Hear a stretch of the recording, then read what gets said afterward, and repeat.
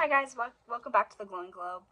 I hope that you guys have had a fantastic day, night, whenever you are seeing this. But welcome back. This is Kierston Kindess, episode 2 for you guys. You haven't seen me in a little bit. I promise I'm going to get better at stuff like this. Life has been life, and I'm sure all of you understand when it comes to stuff like that. But anyways, topic of Kierston Kindness today is going to be about peace. Simply letting go, I think, is one of the first steps of peace. When you have to have peace within yourself, and you have to build that peace in order to maintain it, if that makes sense. If you're just saying, oh, yeah, it doesn't bother me, oh, yeah, just saying you have peace with it, and you actually really don't, you're lying to yourself. You're not only lying to yourself, but you're destroying your mind and your faith with God. In order to have peace, you do have to let things go. And letting certain things go, letting people go, it can take a big toll, emotionally, mentally, and sometimes even physically. I say this in a lot of videos because a lot of things can take a toll on all three. And I will forever say that. I think that is one of my things that you guys will probably always hear me say. But anyways, you have to build that peace. Yeah, it doesn't come easy. No. Certain things about like building your character and, or even rebuilding who you once were maybe, or, who you want to be within God. It comes with a lot of letting go, a lot of moving on, a lot of heartache, a lot of questions, a lot of concerns. But at the end of all of it, if you are truly listening to God and you are truly, following what He's trying to tell you, you will have peace with it all. If you go against what He's trying to tell you, you're going your way, and having peace means just simply this is like, I don't know, it's like a lot to say for this, but having peace just simply is, you can see a certain memory pop up, or you can simply like maybe talk about that certain person or something that had bothered you at one point, and you could be okay. You could be okay with seeing it or talking, and I think that's one thing about peace is, one day just being okay with how certain things turn out, because you know that at the end of the day, it was God's will. Another thing that I would say about peace is, in order to even have peace, you have to live peacefully. If you surround yourself in chaos, you surround yourself with a bad environment, you surround yourself with bad people, negative people, you surround yourself with, it could be drugs, it could be alcohol, it could be even bad music, and that's a struggle for a lot of people. A lot of things, it can be social media, it could be whatever takes a big toll that ruins your inner peace. There you go. You have to let certain things go. And no, it's not easy. As long as you are willing to change, you could even start slow. I'm not saying, cut everything,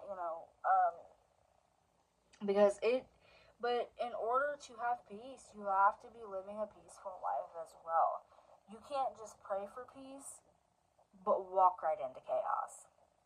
Like, it doesn't work that way. Or peace would be really easy, right?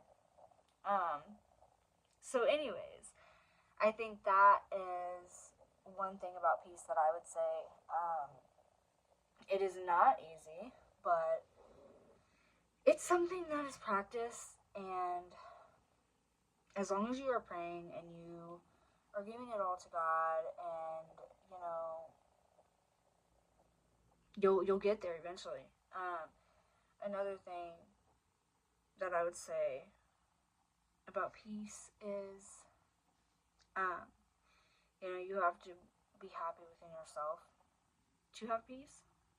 You have to love yourself. You have to be content with yourself. You just have to simply, like, accept things for what they are, even when you're like, why is this happening to me, God? Like, or like, your flesh is going to try to get you to do certain things and get you to react the fleshly way. But spiritual, God's going to take over, and that's your choice if you decide to listen to Him or not. Because the flesh does try to take over. You do choose violence. You do choose the negative way. You do end up choosing, like, just the bad way, if it was up to your flesh. Now, if you let God be in control, life just becomes more peaceful naturally. Because, hello, that's just who God is when, like I said in my first video, you let Him drive. You let Him drive instead of you driving,